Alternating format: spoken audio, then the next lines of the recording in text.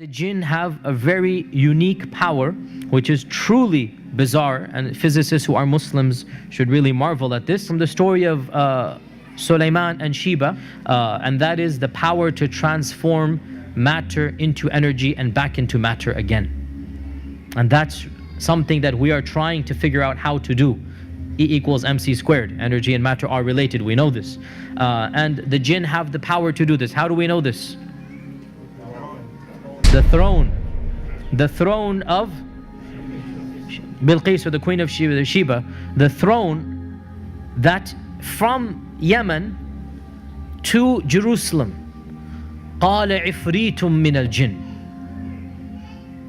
Now, jinns, there are many levels, and ifrit are the most evil and the most powerful. Ifrit are what Western literature calls demons of the jinn. These are the worst of the worst. So the ifrit said, I can bring you the throne before you even stand up. Which makes total sense, physically speaking, from physics I mean. If the jinn can go and come back at the speed of light, and this one jinn is so powerful. Now again, this is my 2 cents. It is as if Allah is saying this is the max that any jinn can possibly do. Because Sulaiman had control over all the jinns. And one of them said, just one, which means the rest, they don't have that power, right? So we need to put things into perspective, that the jinns are not all of them so powerful. One only said that he can do this. That was the strongest and the best. So therefore we need to understand that what is the strength of the strongest jinn that maybe we have ever seen. He can pick up the throne of Sheba. Okay, in these days a crane can do that. I'm just saying, right? It's not as if the jinn can pick a star up or the moon. It's a physical strength that we can understand. And what was supernatural for us was what? Is that to transport it. And it is well known that this throne is going to be inside the palace, that if he were to take the throne, it would not be flying in the air. People are not going to see it flying. Rather, it would disappear there and appear in front of Sulaiman, which means what?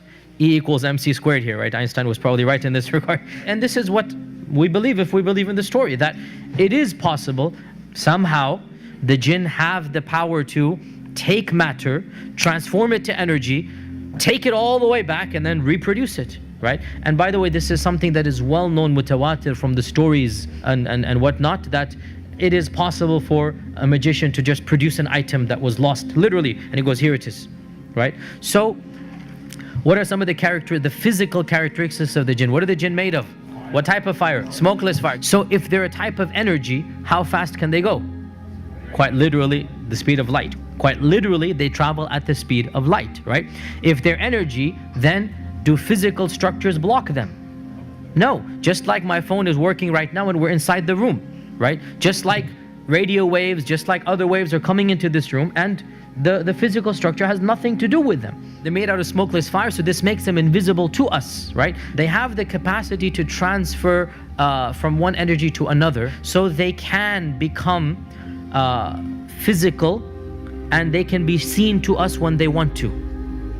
So how do they do that? In our modern vernacular, they'll simply shift into the color spectrum of light waves. What is the only energy that we can see, I should say? It's a very small window, the colors of the spectrum, right? So the jinn have the capacity to just move their energy into that level, if you like, and they can then appear to us. They have the capacity to project their voice so that we can hear the energy of the sound, but it's all energy. So they are invisible, and Allah says in the Quran, إِنَّهُ يَرَاكُمْ هُوَ وَقَبِيلُهُ مِنْ حَيْثُ لَا تَرَوْنَهُمْ. Iblis and his tribe can see you from places you cannot see them. So in this regard, they have the upper hand. They can see you and you cannot see them. They can make their presence known to you. You don't have any clue where they are or not.